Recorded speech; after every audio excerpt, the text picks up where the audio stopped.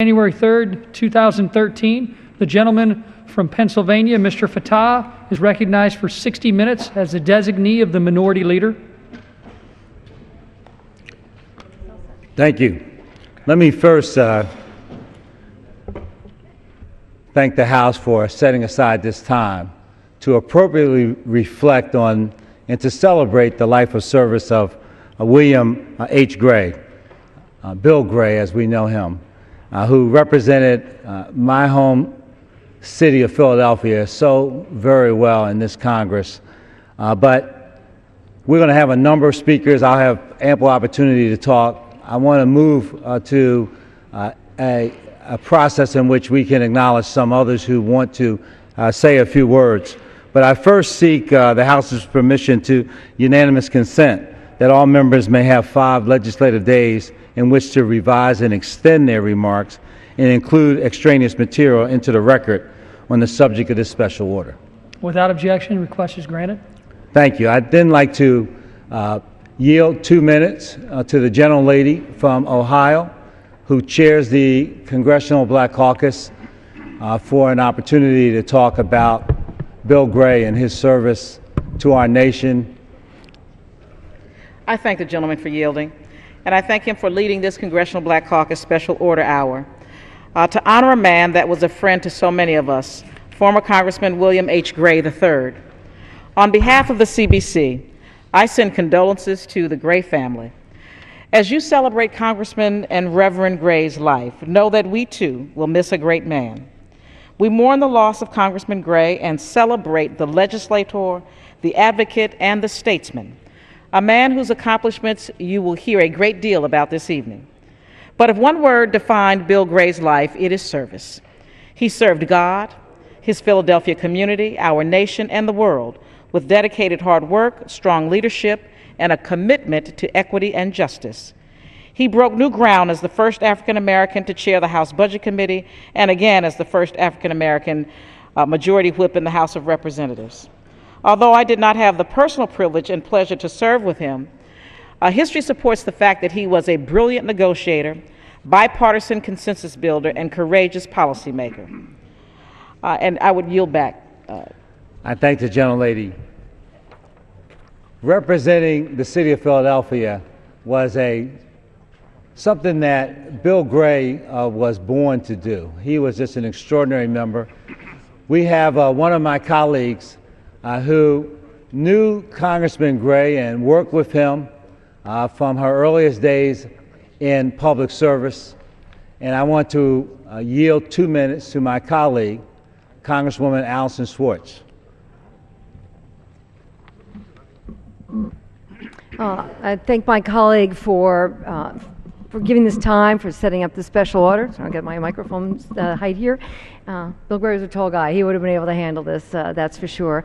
And I do want to start by offering my condolences to the family, to Bill Gray's religious family, his community, and actually all Philadelphians who knew him and really not only respected him but loved him and admired him for the work that he did on behalf of Philadelphia, on behalf of the nation, and on behalf of the world. I think we've all heard a bit about his extraordinary public service, both here, of course, in the House, and also then when he went on to, of course, help led the United Negro College Fund.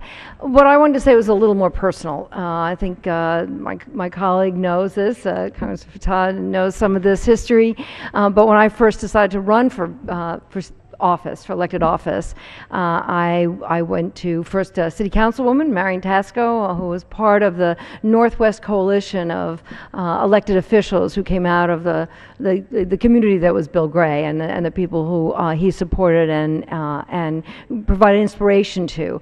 And she was interested in helping me run for the state Senate. And she said, well, Allison, I'm going to help you out, but there's one really important person you're going to need to be on your side. It was an interesting district. My district in the state Senate was represented Northwest Philadelphia mostly. Bill Gray lived, his house there, and much of the Northwest Coalition, and also part of the Northeast Philadelphia, and then eventually part of the suburbs as well. So it was a really interesting, integrated community, about 40% African American. And I went to see first one of his chief aides. I went to see Jerry Mondesire. I'm not sure you're supposed to name names here, but it's a special order. We could do some of that.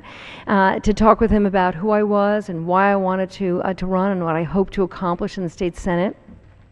And he thought it made some sense and gave me the opportunity to set up that meeting with Congressman Gray, and came to see him here at the Capitol, actually, to meet him. I think he was in the whip's office at the time, a very grand office. He was a grand man and of real stature, and it was a good meeting. It was actually a very good meeting, and he did agree to be supportive. And, well, we worked together, worked hard, and won a very competitive primary. I wasn't not the only one running in that primary. Went on to win in the general election, and Congressman Gray always was supportive and encouraging, and particularly when I decided to run for Congress. And when I got elected to Congress, the district was very different. It didn't represent the Northwest. It was a very different coalition I had to build for that. But he met with me, gave me advice, gave me some good advice about what to do here as a member of Congress. He said I should serve on the Budget Committee. I'm not sure I even understood at the time that he was the chair of the Budget Committee, first African-American chair of the Budget Committee, and the power he lent to that.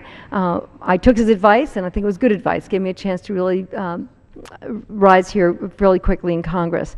But what I really want to say is that he was a man who brought great intellect, great commitment to public service, a real understanding of how relationships between people and how you forge those relationships and you build on those relationships to find common ground and get things done.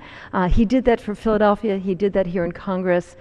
He was, as I say, a spiritual leader and really made such a difference in our city. And I'll just indulge me another moment. I did get to hear him preach a couple times, and when I went to Bright Hope for the first time to hear him preach, it was Easter morning. That's kind of a special time to be at Bright Hope, as in many churches across this country.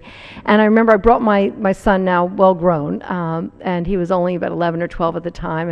And I asked him afterwards what he thought of the service and what he thought of the preacher. And my son, good Jewish boy that he is, he said, "You know, Mom, it kind of makes you want to believe."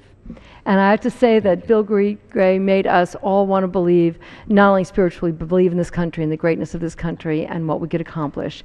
And for that, I will be always indebted and grateful to have known him, to honor his memory, and to share in the sadness at the loss, and to wish his family not only condolences, but great memories of the man Bill Gray was. And I yield back. Thank you. Let me ask that we place into the record a number of letters from local elected officials back home in Philadelphia: Councilwoman Marion Tasco, State Senator Vincent Hughes, State Senator Anthony Williams, City Councilwoman Blondell Reynolds Brown, and Cindy Bass, and State Representative Dwight Evans. And let me yield 2 minutes to the gentleman from Georgia, Sanford Bishop. Without objection, so ordered. I thank the gentleman for yielding, and I thank him so much for having the special order so that we can celebrate the life of our friend and mentor, Bill Gray. Shakespeare wrote, "All the world's a stage, and all the men and women players. Each has his entrance and his exit. One man in his time may play many parts." So it was with Reverend Dr. Congressman Bill Gray. He was a son, a husband, a father, a grandfather, a preacher, Union Baptist in Montclair, New Jersey, Bright Hope in Philadelphia, pastored my great-great-aunt, Aunt Minnie, for whom my mother was named. He was a businessman. He was a mentor. He was a servant. He was a legislator. You've heard, budget chairman, majority whip of this House of Representatives. He was a bridge builder, particularly in education, understanding that education is the escalator to upward mobility, and he made it possible for thousands and thousands of young people to get a college education. He was a great corporate citizen. He was my friend, a confidant. He gave many items of sage advice and counsel. He was an avid supporter, coming to Georgia to support me when I was a state legislator, supported me when I ran for Congress, continued to support me for re-election. And of course, he was a wonderful, wonderful friend, and we developed a wonderful relationship. I will miss him greatly. His 71 years is but a minute in eternity. But I have to just reflect and say that he did so much with his minute. The poet wrote, "I have only just a minute, only 60 seconds in it. Forced upon me, can't refuse it. Didn't seek it, didn't choose it. I must suffer if I lose it. Give account if I abuse it." Just a tiny little minute, but eternity is in it.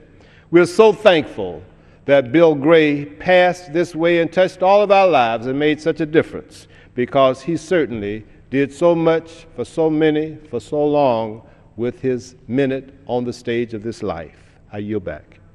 I thank the gentleman and for that recitation of God's prayer.